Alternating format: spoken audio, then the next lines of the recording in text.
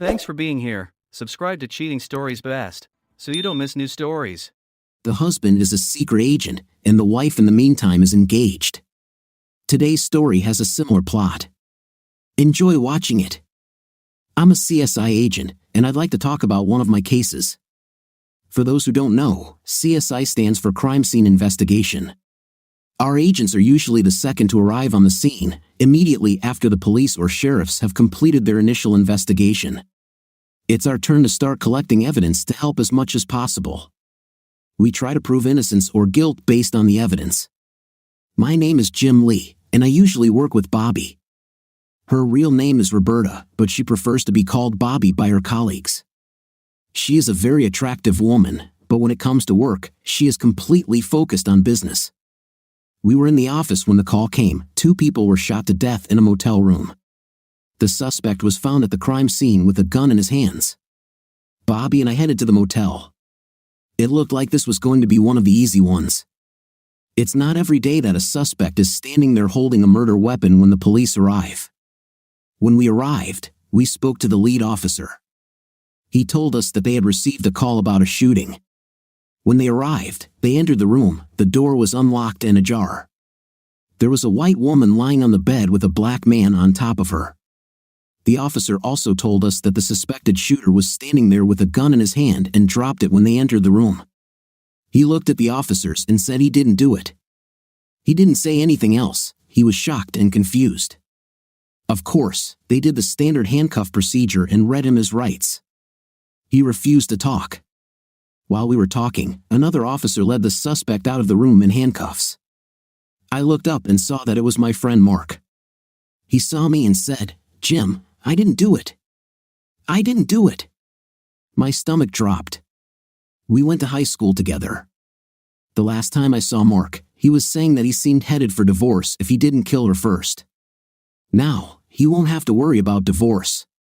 The picture was not in his favor.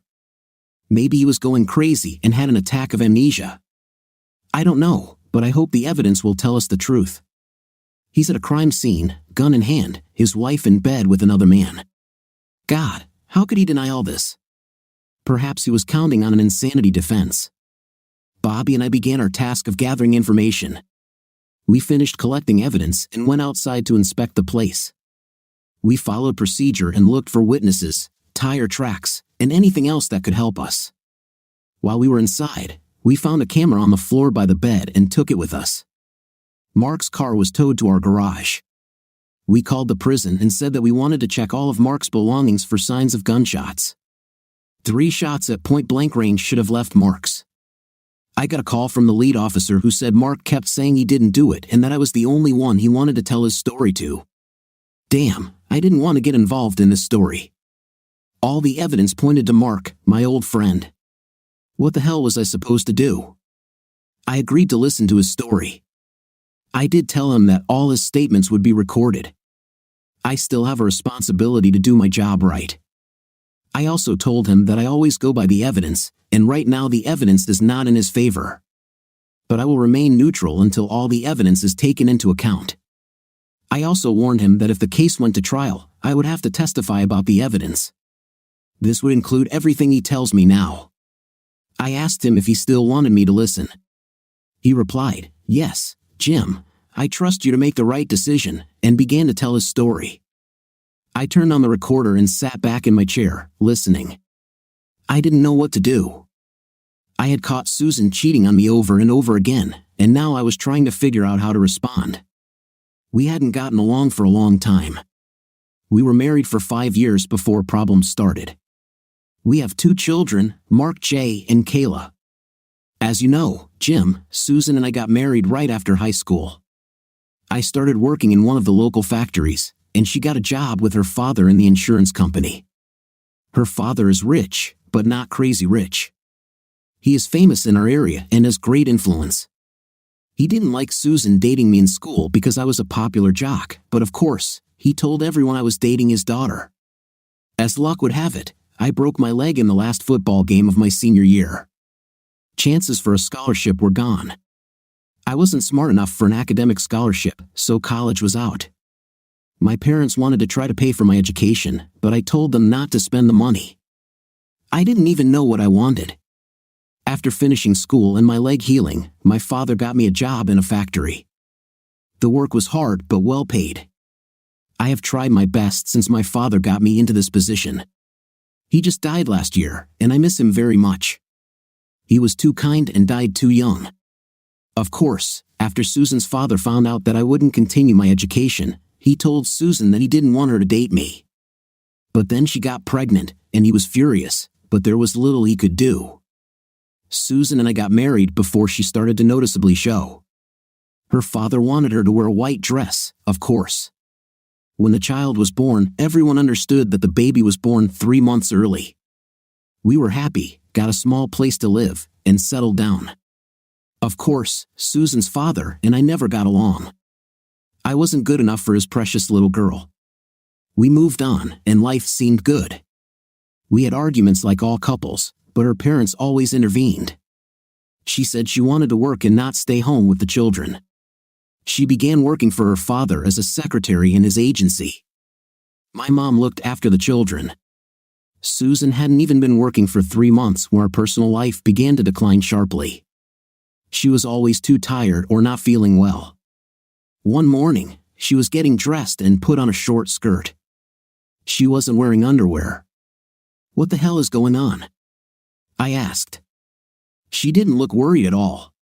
"No, I stopped wearing them 6 months ago. For some reason, I kept getting an infection about every 3 months, and when I went to the doctor, she told me to go without panties." "What about these periods of women's days?" "Of course, then I have to wear them, and it's only for a week." "What do you think I'm doing, showing my 5th place to the world? Most women I know don't wear panties unless they have to." I didn't know what to think. I don't check every woman's but for panty lines, but I knew I would do this from now on. I was talking to a couple of women I was friends with and asked them if they wore panties. They laughed at me until I told them I was serious. "Well, Mark, to be honest, I wear them, and I don't. When I wear shorts or pants, I usually don't wear them. If I'm wearing a skirt or dress, yes, I definitely am. I know guys are going to try and look up my skirt, and I don't always seem to sit like a lady," Carol said. Carol was probably my best friend. If I weren't married, I know I would want to date her. She was always nice and friendly. She was one of the few women I could talk to about my problems. "Thank you, Carol. I appreciate your honesty. And yes, I'm trying to look up your skirt too. You're wearing blue panties today," I laughed. "Guys do it. I don't know anyone who doesn't. Maybe not all guys are pigs, but a girl in a short skirt or dress always attracts their attention." So what about Susan? I wondered if she told me the whole truth. I constantly read stories about cheating wives. I think working women are at greater risk of having an affair. Sure, stay-at-home moms may cheat, but working women are tempted every day. It would seem that they need to become stronger in their marriage to withstand the onslaught of persecution. If women also went without panties and men noticed, wouldn't they be harassed more often? So I thought, if you take a young, pretty woman like Susan in a not-so-great marriage, and she's out there all day with men staring at her pantyless 5th place, our marriage will be in deep trouble. I needed to do something to try and get her back. When she got home from work, I told her that my mom would watch the kids and we could go out to dinner. She grumbled something but agreed to go. It didn't go very well. All she talked about was herself, her new friends at work, and how much fun they were. This got me thinking. This is where I worked hard my whole life and could never call the work or the people there fun. Why is her place of work so different? She didn't wear panties to dinner either. As we sat down at the table, I tried to follow her eyes and noticed that she was looking around a lot. Behind me, there were men sitting in booths, and I think they were having quite a show. I realized then that we probably wouldn't be able to save our marriage. I knew deep down that she had been cheating on me for quite some time. I decided not to talk to her about it anymore. I lost respect for her. Some things you just know, and all I need now is proof. I felt very sorry for our children. I spent more time with them, and the 3 of us were always doing something together. They always ran up to Mom when she came home and told her about their day. She always told them the same lies. God, I wish I could be there, but Mommy has to work. I wanted to hit her so hard, but I had to think about the children. It would be bad to have a cheating mother, but it would be even worse if their father was in prison. But now I'm here for something I didn't do. Crap. I kept a close eye on her for the next few weeks. Every time she called and said she would be working late, I asked my mom to babysit and kept an eye on her. She always dated men from the office. I started taking my camera with me and taking pictures of her with her friends. They would always go into motels, and I would take pictures of them as they entered. I never filmed more intimate things, just them entering the motel. I'm sure they didn't clean there. I knew the marriage was over after the first time I saw her with another man entering the motel. I began planning a divorce. I no longer approached her intimacy. Seeing her made me feel sick. Every time I looked at her, I imagined her in bed with someone else, and this always disgusted me. I once told Susan that if I ever caught her cheating, I would kill both her and the son of a bitch she was with. She just shouted back that she was not afraid of me. She said that marrying me was the biggest mistake of her life. She told me what a bad lover I was. I asked her, "How do you know if you haven't slept with someone other than me? We were both each other's first when we met. So, you really are hanging out now?" She was worried and tried to think of what to say. She finally blurted out some lame excuse about reading it in some damn magazine and how her friends were telling her how good their intimate lives were. Well, screw you and your magazine. If I find out you cheated on me, you're dead. Tell your girlfriends the truth. You'll have to sleep with me from time to time to compare me. I know this makes me look bad in the eyes of others. First, I threatened her, and then she appeared dead. No, to be honest, I didn't do that. Susan told me last week, "Mark, I haven't cheated on you, but I want out of this marriage. You're crazy, and I don't love you anymore. Just take your things and leave." I will say, and my dad will hire us a lawyer, and we will settle our irreconcilable differences. You can take your things and leave, just don't interfere in my life. I asked her, "What about the children?" "You won't take my children. I don't care who your parents are. They do nothing for our children. I want custody, and my mom loves them and she will help me take care of them. Besides, when you go out with your boyfriends, who is going to look after them?" I asked. I remember how that day she turned her back on me and left. I know she loved the children, but to what extent? She didn't want to give up her new night life for them. If I had proof, I knew I could get custody. I allowed her to go to hotels with several men from the office. I wanted her to commit adultery. My lawyer told me that this would be the evidence I needed to take my children back.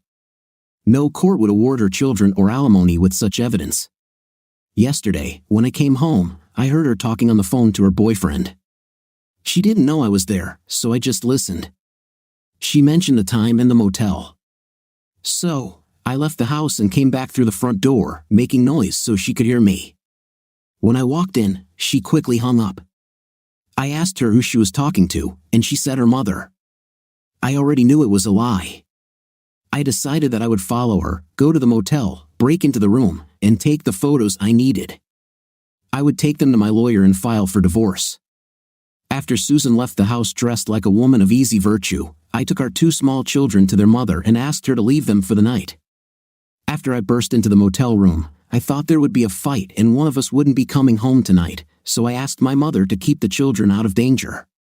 It took a while to get the kids ready and pack their overnight bag. I took my camera and off we went. I left the kids with my mom and got to the motel about half an hour later. I didn't have a good plan. I'm not a weakling, so I figured I could handle any fight. I wasn't really thinking clearly, now it's obvious. I found the motel in their room. It was a corner room. I was sitting in the car holding my camera when I heard 3 shots. I looked up and saw someone quickly leave the room. I got out of the car with the camera and headed toward the room. There was no sound coming from inside, so I slowly turned the doorknob. It opened. I pushed the door and saw that they were dead. I looked down and saw a gun. I don't know why, but I picked it up. I was in a trance. I don't know how long I stood there, but the policeman told me to drop the gun and lie face down on the floor with my hands behind my head. I dropped the gun as well as the camera and lay face down. Finally, I managed to choke out, "I didn't do it." Then they took me outside, and that's when I saw you. Jim, please help me. That was his side of the story. Plausible? I did not know, I told him. We'll look at the evidence and see what happens. I asked him about the person he saw leaving the room. He said it all happened too fast. He didn't see anything except the figure who quickly ran away from the building. He didn't even know if it was a man or a woman. The person was dressed in dark clothes. While he was in jail, I took a test to see if he had fired a gun recently. The results were negative, but he showered after being placed in the cell. The remains of gunpowder, if there were any, could be washed away. When I returned to our laboratory, Bobby asked how it went. "Do you believe him, Jim?" she asked. "Bobby, I'm going by the evidence, it doesn't lie. I hope he told me the truth for his sake and his children's sake, but the evidence has to tell us more. So far, it's not in his favor. According to photographs and the police report, he was not near the victims. Whoever shot them did it from the end of the bed. I told Bobby that it looked like the camera belonged to Mark. He said he was going to take a photo to prove her infidelity. She has already sent them to the laboratory for development. We'll probably have photos tomorrow. We also need to find out whose gun it was." As Bobby and I talked, we agreed that the suspect, Mark or someone else, must have known the time and place of the meeting. Bobby also said that there were no traces of gunpowder on Mark's clothing. She added that he probably soiled himself when he saw what was happening. Maybe there's something here. Perhaps Mark really was telling the truth. The next day was complete chaos. The prosecutor was already putting pressure on us. He received a call from Susan's father, saying he wanted Mark to be sentenced to death. We tried to explain to the prosecutor that we still had a lot of evidence to study. He was caught in a room with a murder weapon in his hands. "What more do you need?" asked the prosecutor. His name was Brett. "Brett, we have a few unanswered questions." "Nothing major, but still unanswered, and a good lawyer could take advantage of this in court if we don't find answers," I said. "Which, for example?" Brett asked. "The finger test does not indicate that he recently fired a gun. There was no powder residue on his shirt. His fingerprints on the gun lay on top of another set of prints that we were unable to identify. The timeline is poor. Who let him into the room? He walks into the room, soils himself, takes the gun, and shoots the victims while holding the camera in his other hand. He stands there for what we assume is 7 minutes, holding the gun until the police arrive. Reasonable doubt, Brett. His lawyer just needs reasonable doubt. Give us a few more days and we'll see what we can find." "Damn, I thought this would be a no-brainer," exclaimed Brett. Bobby looked at me. "You know, after everything you said to Brett, I don't think Mark did it," Bobby replied. "If he didn't do it, I wonder who did. We need to see what's on the camera. We also need a list of other people who stayed at the motel the last 2 nights. There may have been witnesses. By the way, do we have any information about the male victim?" I asked Bobby. His name was Tony Williams. He was in his early 40s, married, and worked for the same insurance company, Bobby answered. Since temporary custody of the children was granted to Mark's mother, she was allowed to keep them until the end of this case. Susan's parents really didn't want anything to do with them. The next day, Bobby brought all the photos. Mark had a digital camera with over 100 pictures. There were at least 20 different men in them. At first, we thought that perhaps she was a woman of easy virtue.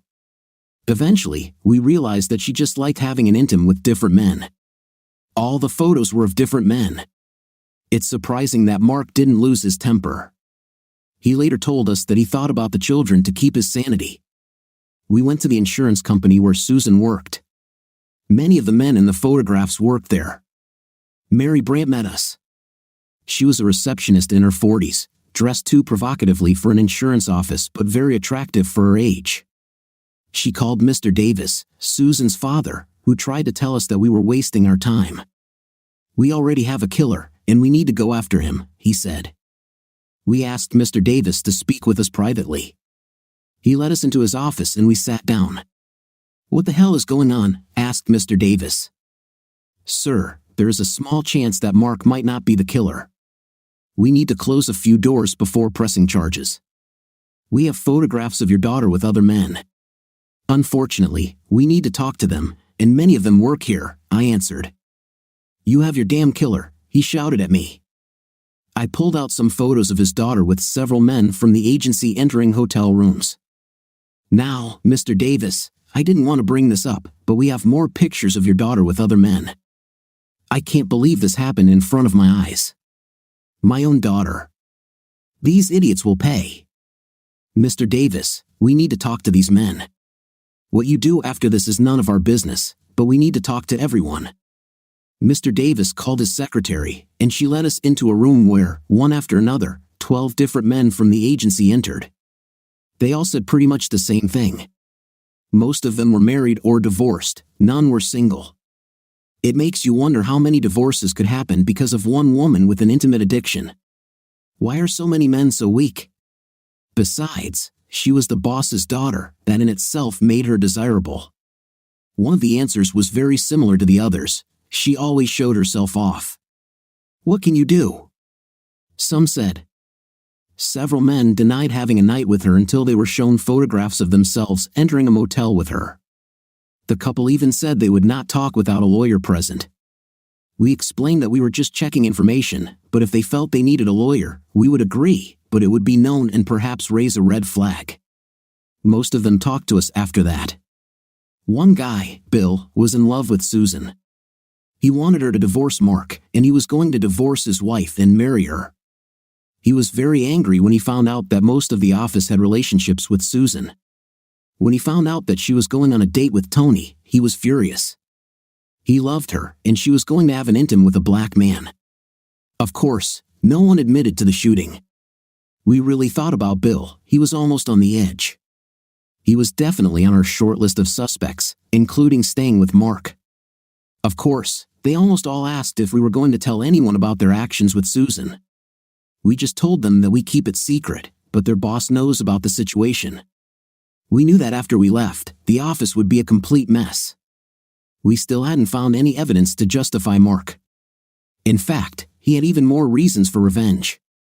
Our next stop was Tony's house. We needed to talk to the wife of the black male victim. Her name was Tashika Williams, a pretty black woman in her 30s. She came to the door in a nightgown and a silk robe. "Can I help you?" she asked. "Mrs. Williams, we are from the CSI crime team, and we want to ask you a few questions about your husband, Tony. Firstly, we would like to express our condolences. We know that now is a bad time for you, but we must gather any information we can get as early as possible. Can we come in?" She looked a little worried but invited us in. We asked all the basic questions, including, of course, her whereabouts the night before. "Look," she said, "Tony and I talked about divorce. We didn't get along very well. He started cheating on me, and I kicked his 5th place a few days ago. I didn't kill him, and besides, didn't you catch a guy with a gun in his hand?" she asked. "Yes, there is a suspect, but we are not sure that he is the killer. We must check all the evidence. Where were you last night, Mrs. Williams?" At that moment, a man came out of the corridor. "What's going on, Tashika?" "Who are these people?" asked the man. "They're investigating Tony's murder. They want to know where I was last night," Tashika replied. "Tashika was in bed with me, damn it, if it's any of your damn business," the big guy replied. "May I know your name, sir?" I asked. "Angel White, if it's any of your damn business. Tashika and I were here all night. If you want, go and check our damn sheets." Stupid damn Tony quit the bag for the sake of that fat 5th place tamer. What a damn fool. "Tamer? Who is Tamer?" I asked. "Tony's new girlfriend, or at least she was." "Wasn't she killed at the same time as Tony?" asked Angel. "Do you have Tamer's address?" "We'd like to talk to her," I answered. "Tamer wasn't with Tony last night." "Sorry, we can't give more information right now," Tashika said. "Be careful when you go to Tamer Damon. Her husband is crazy. I don't know if he found out about Tony and Tamer. Bobby and I left Tashika's house. What a mess. Mark's wife slept with anyone. He could have been accused of killing 2 people. Susan's father did not know that 12 of his agents slept with his daughter. One of the men, Bill, loved his daughter and was willing to divorce his wife in order to marry her. The last person Susan slept with was a married black man whose wife had thrown him out and was already sleeping with another man. Now we found out that Tony had a girlfriend, and she was married. It certainly wasn't as simple as the prosecutor had hoped. We stopped at Mark's mom's house on the way back to the office. We had a couple of questions for her. Mrs. Moore, I'm Agent Jim Lee, and this is my partner, Agent Bobby Burke. We're investigating Mark's case. Can I talk to you? I asked. Of course, officer. Is my Mark okay?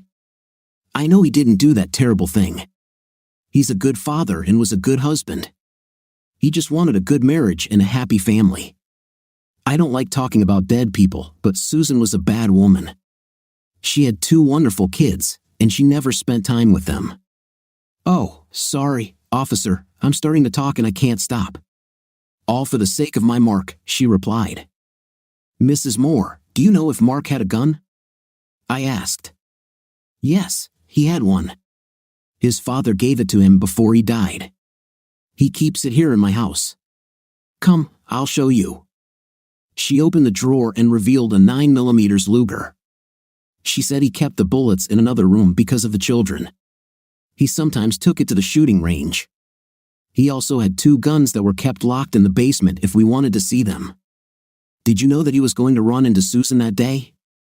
I asked. Yes, he took his camera to take photos. I told him not to go, but of course, he didn't listen to me. He just wanted to get out of this bad marriage and keep his children. There was no way he would have shot Susan and that man, she replied. Thank you, Mrs. Moore. You helped us a lot. The next day, we stopped by the prison to see Mark and see if he remembered anything else. He basically didn't remember anything. He said his lawyer came and told him to declare himself insane. He told his lawyer he wouldn't do it because he didn't kill anyone. We checked to see if he had other visitors, and his friend Carol came 2 days in a row. Bobby went to Carol, and I was called to the morgue. We were right about the shooting and how it probably happened. Then the doctor told me some disturbing news. Blood tests were performed, and both victims were positive for a disease. Now we had a completely new situation. I called Mr. Williams and told him to gather all his employees for a short meeting in the afternoon. After he objected, I told him that his daughter and Anthony were both sick, and he might have an epidemic if it is not controlled quickly. He agreed to set up a meeting. I told him not to tell anyone about this. We didn't know where the infection started, but everyone needed to be aware. Bobby returned from her conversation with Carol. She told me she believed Carol was in love with Mark. According to Carol, they were best friends but were never close. She was ready, but Mark said he wanted to wait until after the divorce because he didn't want to cheat just because Susan did it. Bobby also said Carol claimed she was home alone the night of the shooting. This probably adds another possible suspect. We attended an insurance company meeting. There were about 30 employees there. They were all at the meeting. I was the first to speak. I simply told them that when Tony and Susan were autopsied, it was found that they were both sick. The hall became completely silent. This meant that anyone who had a night with one of them could also become infected with the virus. The sanitary inspector took the floor. He explained that anyone who had an intimate with one of them needed to be tested for the virus. Also, their spouses and significant others who had unprotected night with them should be tested.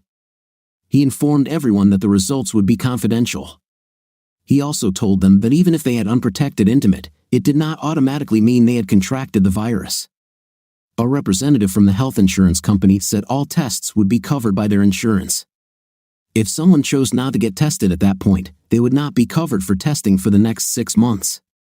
They wanted to make sure they stopped any possible epidemic now. He also told everyone they have 2 days to tell their spouses or significant others and sign up for testing. We recorded this meeting on video. We wanted to see people's facial expressions when the disease was mentioned. Horror was on the faces of most of the employees. They all looked rather stunned except for one person. We made copies of photographs of several individuals. I looked at Bobby as she made copies of the photos and thought what a beautiful girl she was. We were both free, and we had a lot in common. I thought about asking her out. I definitely should have given it some serious thought. The phone rang, and it was the motel manager. He said he might have some information and a possible witness. The only problem was that he was drunk. We told him that we would be visiting him shortly, and drunk or not, we needed to talk to him. We still wanted to know how the suspect got into the room without making any noise. Mark told us he saw someone leave the door ajar. This seemed more likely than any other option, but how did they get into the room without a key? We called on the hotel manager and the clerk who was at the desk that night. We asked the clerk to tell us everything he remembered about that night and asked him not to leave out any details. The clerk began. A handsome, tall black man came to get the key. The woman had reserved the room earlier in the day. He walked up to the counter and paid for the room, so I gave him the key. He said thank you and left. You didn't see the woman then? I asked. No, I didn't see her then. But a few minutes later, a woman came in and asked for a second key. She said she was going out and didn't want to bother her boyfriend when she came back. I was a little surprised since she was white, but we have many such cases. To each their own. She gave the correct room number and her boyfriend's name, so since he had just left the office, I gave her the key. I gave him the photographs Bobby took, including 2 of Susan. Do you recognize the woman you gave the key to in these photographs? The clerk looked through about a dozen photographs and handed me one. That's her. A beautiful lady. She was dressed in black, replied the clerk. Are you sure? Bobby asked. No doubt, the clerk answered. Why do you keep asking? Because the person you gave the key to is not the victim, Bobby replied. Oh God, I didn't know. The police wouldn't let anyone near the room, so I just assumed it was the woman. It's okay. You did the right thing by calling us. Where is the drunk gentleman you were talking about now? The manager took me to a room around the corner and knocked on the door. Fred, the police are here to talk to you, the manager said. Fred opened the door and we introduced ourselves. Fred said it was a nice night. He was sitting with the door open, just drinking a beer, when he heard what sounded like gunshots. He had an old Western on the TV and just thought it was playing too loud. A few seconds after the shots were fired, a woman ran past his door, got into a car parked nearby, and drove away very quickly. She tripped at the door and broke the heel of her shoe. He said he picked it up and put it on the dresser in case she came back for it, but she never returned. Didn't you hear the sirens shortly after that? Did the police come to talk to you? When you came around the corner, your room was in darkness, I said. I was half drunk. As soon as I picked up the heel, I closed the door, turned off the TV and lights, and went to bed. I didn't find out about the murder until today when Bob, the manager, told me I should talk to you. Can you recognize her from the photograph? No, she just ran by, except she broke her heel. She was dressed in black and even wore some kind of fancy black hat. Was she white or black? Bobby asked. Most likely white, but could also be a light-skinned black woman. Like I said, I didn't see much. Sorry. Do you still have the heel from her shoe? Bobby asked. Yes, here it is. Don't touch it anymore, we can try to get prints on it, I said. Bobby put on her gloves and placed the heel in a plastic bag. We thanked Fred and the hotel manager for the information. Now we had another suspect with specific details about her.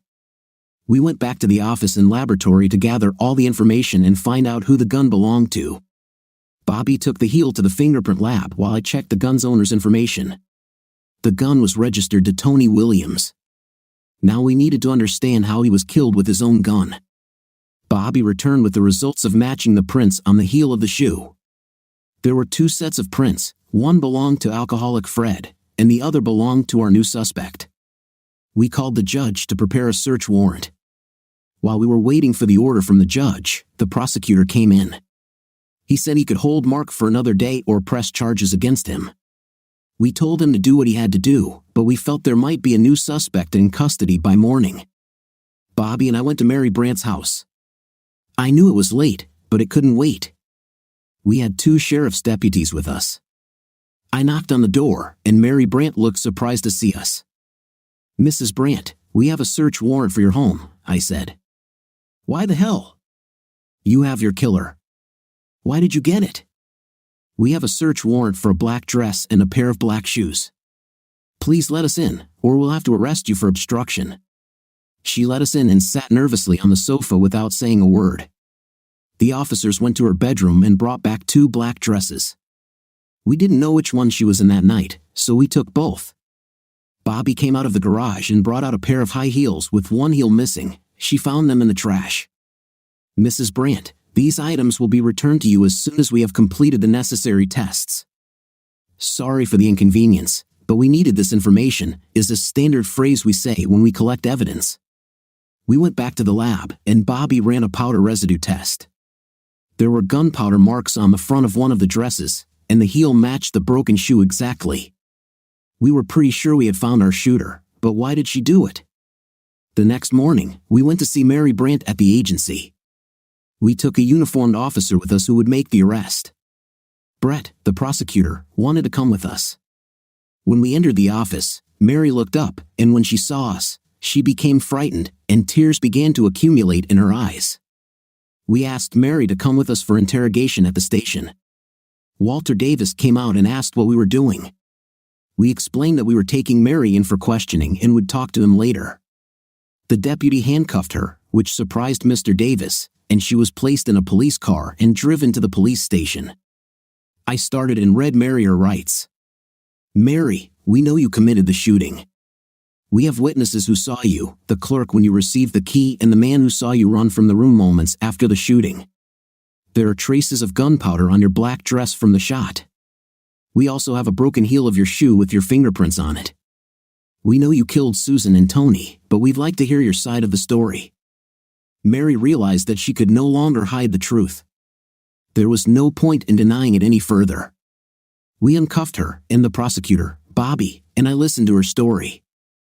I was the queen of this agency until Walter brought his daughter here. I was the one that all the men looked at, the one they dated and slept with for many years. I chose the best of the best as far as possible. All attention was focused on me until this woman appeared. Her father thought she could do no wrong. She sat there day after day, showing off her charms to these men. They no longer turned to me for night favors, they turned to Susan because she was younger. I hated her. Tony still came to see me. He was one of 2 black men working at the firm. When he first came to me, I agreed because I wanted to experience the fantasy. Once you try black, you won't come back. I fell in love with Tony. There was something special about him. He was very charismatic and could bewitch a woman. I got divorced 3 years ago and started sleeping with Tony a year ago.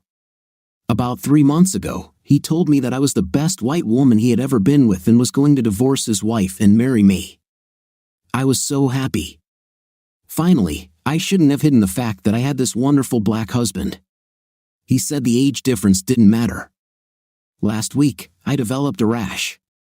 I went to my doctor, and she ran some tests. She called me on the day of the shooting and told me she had bad news. I was devastated. I went to the women's restroom and cried. After I calmed down, I decided that I should continue enjoying life. The doctor said there are some treatments that can help relieve the pain, but there is no cure. An hour later, Tony called me. He was in his office and asked me to reserve a hotel room for him. I thought it was for us, so I agreed and hung up after confirming the reservation. I was going to call Tony back and tell him about the disease when I was about to press the button on his phone. The call indicator lit up, meaning he was making a call. I don't know why, but I pressed the mute button and overheard his conversation. He called Susan. She was the one he was going to be with that night. After talking to Susan, he hung up and walked out the back door. I cried and went back to his office. Everyone had already left that day. I had extra keys to all the desks.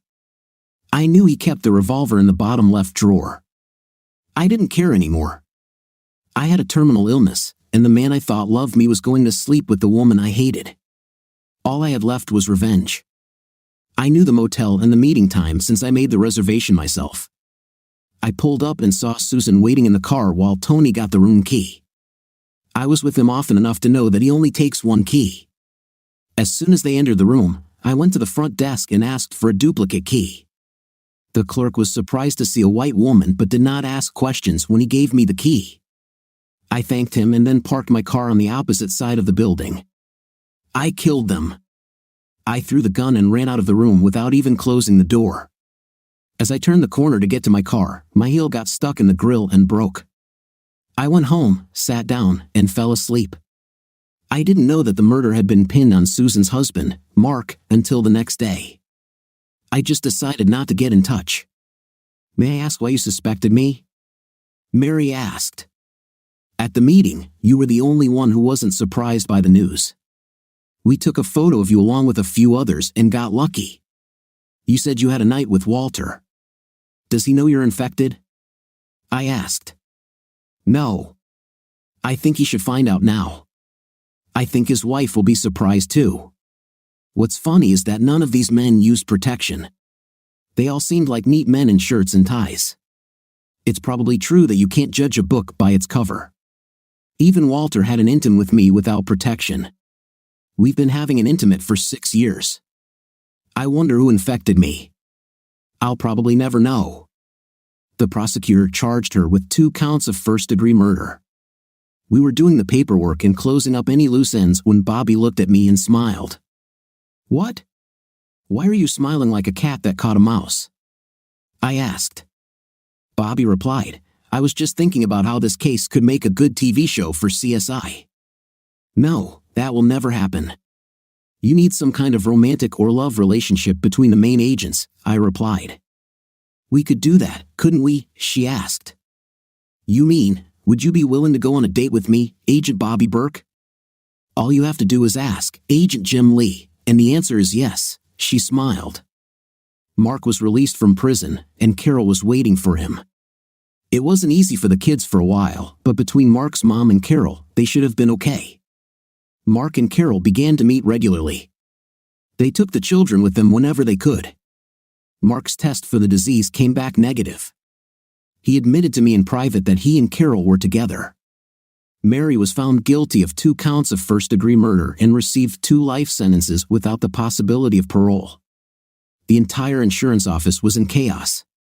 We don't know how many cases of contracting the disease have occurred, but we do know that there have been quite a few divorces. Walter Davis, Susan's father, took a test which came back positive. His wife filed for divorce but did not tell us the result of her test. Tony's wife and her new boyfriend were also tested. We don't know the results of their tests. Now, about Bobby and me. I took her on a date. She looked great, a blue satin blouse with the top 3 buttons undone and a short black silk skirt. Bobby, you're beautiful. I can't believe you agreed to date me. Is it because of the hope of a TV show? I joked. No, it's because I've been secretly in love with you since we met. I was just waiting for you to ask me out, she replied. I looked at her hips. Jim, stop looking at my legs. I know you're wondering if I'm wearing panties after this crazy thing, she smiled and laughed. Well, am I? I smiled. I won't tell you. That's your next case to deal with, she laughed. What do you think of our story today? I think the wife in this story is totally wrong because she should have been faithful as stated at the marriage. What's your opinion? Write in the comments. See you in the next video.